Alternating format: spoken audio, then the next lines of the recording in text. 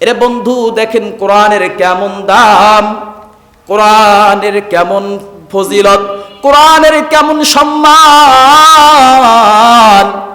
আল্লাহর হাবিব উদাহরণ দিয়ে বলেন, এ বন্ধু যেই মাসের মধ্যে কোরআন নাজিল হয়েছে সেই মাসটা হলো রমাজান মাস। আল্লাহ বলেন কত শাহরুন আজিম, এই মাসকে আমি আল্লাহ সম্মান দিয়েছি। এ বন্ধু কোরআনের সাথে যে লেগে থাকবে তারই সম্মান দিয়েছেন কে? আল্লাহ। আমার ভাইরা, কোরআনের সাথে সম্পৃক্ত থাকার কারণে সম্মান দেয় আল্লাহ। এরে বন্ধু কোরআন যেই মাসে নাজিল হয়েছে সম্মান দিয়েছে আল্লাহ।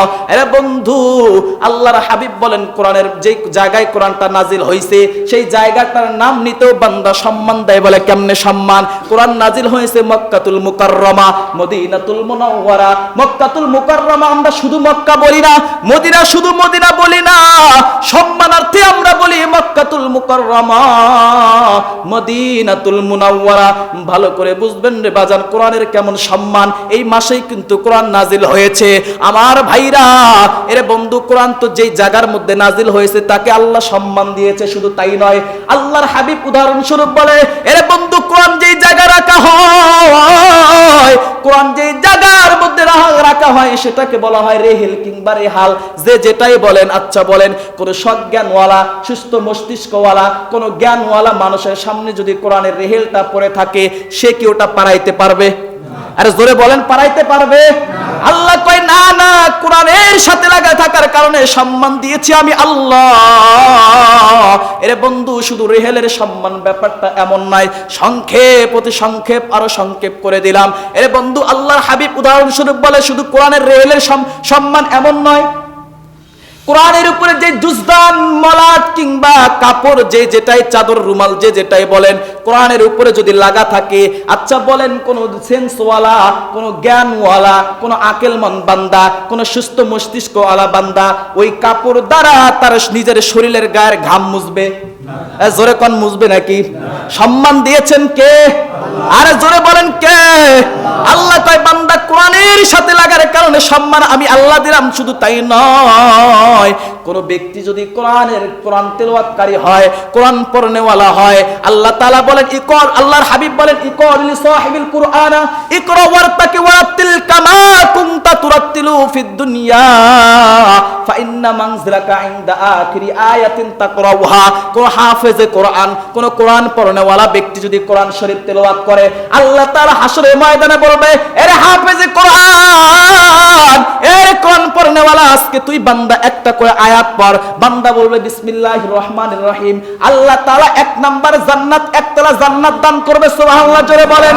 এরে বন্ধু দুই নাম্বার ব্যক্তি বলবে, এই ব্যক্তি যখন বলবে আলহামদুলিল্লাহি রাব্বিল আলামিন, আলহামদু থেকে শুরু করে যখন বান্দা বলবে মিনাল জিন্নাতি ওয়ান নাস, আল্লাহ তাআলা বলেন, আল্লাহর হাবিব বলেন ইকল লি সাহিবিল কুরআন ইকরা ওয়ারতাকি ওয়ারাতিল কামা কুনতা তুরাতিলু ফিদ দুনিয়া ফা ইন্না মানজিলাকা ইনদা আখিরি আয়াতিন তাকরাউহা।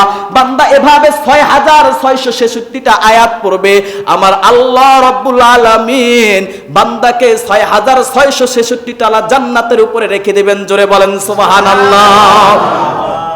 কোরআন পড়ার দরকার আছে না নাই? আছে। জোরে বলতে হবে, আছে না নাই? আছে। এই মাসেই কোরআন নাজিল হয়েছে রে বন্ধু।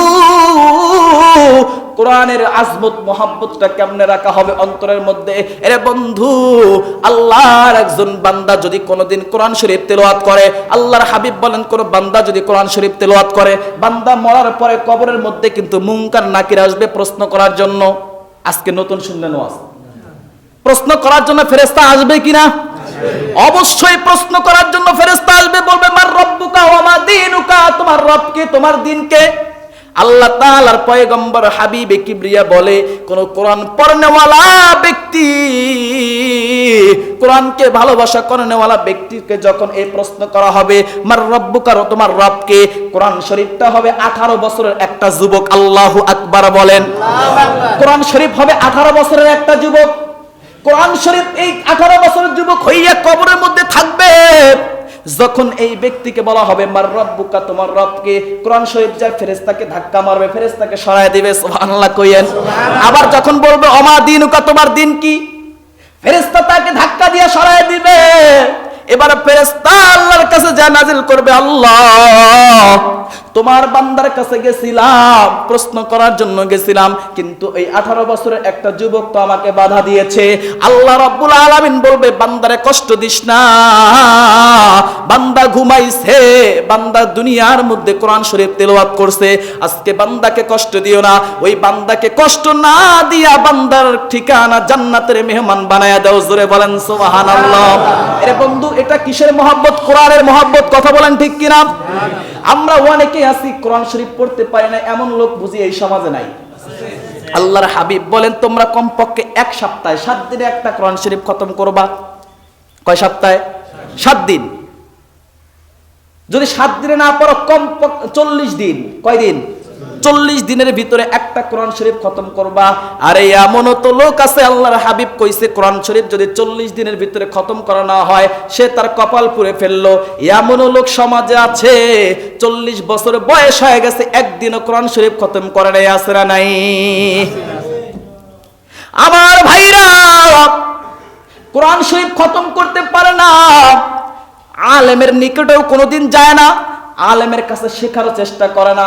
কিন্তু দেখবেন এই লোকগুলো 1 কাপ চা চা স্টলে নিয়ে 1 কাপ চা খায় আর আলেমের গীবত করে, এমন লোক সমাজে আছে না নাই?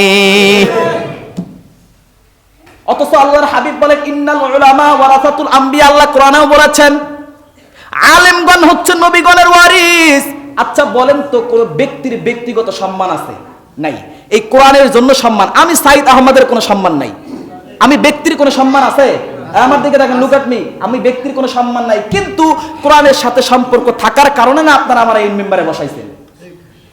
আমার যদি কোরআনের সাথে সম্পর্ক না থাকতো, আমি কোথায় থাকতাম আপনারা আমার চিনতেন? সম্মান কোরআনের জন্য কে দিয়েছেন? আল্লাহ।